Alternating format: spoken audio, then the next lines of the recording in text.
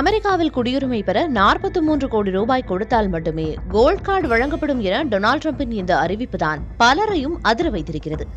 அமெரிக்க அதிபராக பதவியேற்றுள்ள டிரம்ப் அடுத்தடுத்து பல அதிரடி அறிவிப்புகளை வெளியிட்டு வருகிறார். இதில் குறிப்பாக குடியுரிமை விவகாரத்தில் பல்வேறு கட்டுப்பாடுகளை விதித்து வருவதுதான் அமெரிக்க வாழ் இந்தியர்களுக்கு கடும் சிக்கலை ஏற்படுத்தியுள்ளது. அமெரிக்காவில் சட்டவிரோதமாக குடியேறிய நபர்களை நாடு கடத்தும் பணியில் தீவிரம் காட்டி வருகிறார் டிரம்ப். இந்த நிலையில்தான் நேற்று முன்தினம் கோல்டு விசா திட்டத்தை தொடங்கி வைத்துள்ளார் டிரம்ப். இதுகுறித்து பேசிய அவர், வெளிநாடுகளில் இருந்து அமெரிக்காவில் குடியேறும் நபர்களுக்கான கோல்ட் கார்டு திட்டம் கொண்டுவரப்பட இருப்பதாக தெரிவித்தார். நாங்கள் கொண்டுவரவுள்ள கோல்ட் கார்டின் விலை 5 மில்லியன் அமெரிக்க டாலர்களாகவும், அதாவது இந்திய மதிப்பில் 43 கோடி ரூபாய் இருக்கும். இந்த திட்டம் தொடர்பான கூடுதல் தகவல்கள் விரைவில் வெளியாகும் என்றும் தெரிவித்தார். மேலும் இந்த கோல்ட் கார்டு கிரீன் கார்டுக்கு நிகரான சலுகைகளை வழங்கும்.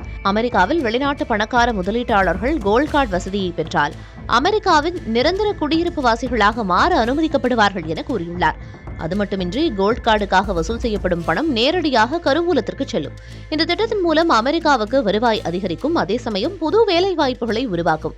கோல்ட் கார்டு வாங்குவதன் மூலம் அதிகமான பணக்காரர்கள் அமெரிக்காவுக்கு வருவதால் அவர்கள் கொடுக்கக்கூடிய பணத்தை வைத்து விரைவாக கடனை அடைக்க முடியும் என்று கூறினார் டிரம்ப். டொனால்டு டிரம்பின் இந்த அறிவிப்புதான் அமெரிக்க வாழ் இந்தியர்களை அதிர்ச்சியில் உறைய வைத்துள்ளது.